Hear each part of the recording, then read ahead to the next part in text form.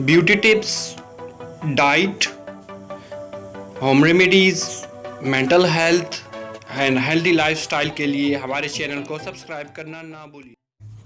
इससे पहले वीडियो में हमने आपको टूथपेस्ट बनाने का तरीका बताया था।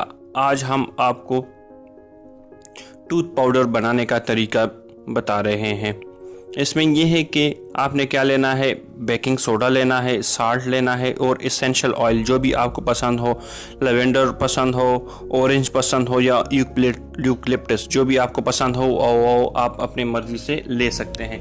इसमें आपने फिर क्या करना है, आपने 3 टेबल स्पून आपने बेकिंग सोडा लेना है और 1 टेबल स्पून आपने साल्ट लेना है। कोशिश करें कि सी साल्ट ही ले, आयोडीन वाला ना ही ले तो बेहतर है। आपने क्या करना है, इन दोनों को आपस में अच्छी तरह से मिक्स कर देना है। फिर आपने क्या करना है, आपने 2 से 3 ड्रॉप्स आप एसेंशियल ऑयल के डाल दीजिए, जो भी आपको एसेंशियल ऑयल पसंद हो। जिस तरह हमने पिछली वीडियो में भी बताया था कि ऑरेंज का आप जूस डाल सकते हैं या यूकलिप्टस, अगर आपके मसूड़ों से खून वगैरह आता है तो आपने क्या करना है, फिर यूकलिप्टस का ऑयल ही डाल दीजिए क्योंकि वो एंटीबैक्टीरियल भी है।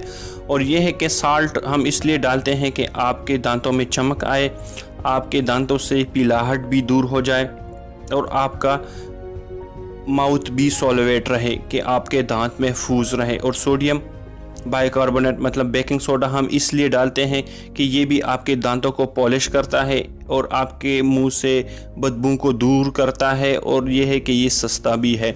इन दोनों को आपने मिक्स कर देना है। फिर आपने क्या करना है, few drops of essential oil आपने डाल देने हैं और कम ही डालने हैं ताकि पेस्ट ना बने। याद रखें कि आप पाउडर बना रहे हैं। फिर आपने क्या करना है, एक जार में आप इसको स्टोर कर लीजिए। ग्लास जार अगर आपको मिल जाए तो बवक्त ज़रूरत आप उससे जितनी भी मिकदार आपको ज़रूरत महसूस हो वो आप ले सकते हैं। और अगर आपके पास जार मुयस्सर नहीं है तो एक प्लास्टिक के शाफर में भी महफूज कर सकते हैं, लेकिन जार में बहुत ज़्यादा फ़ायदेमंद होगा।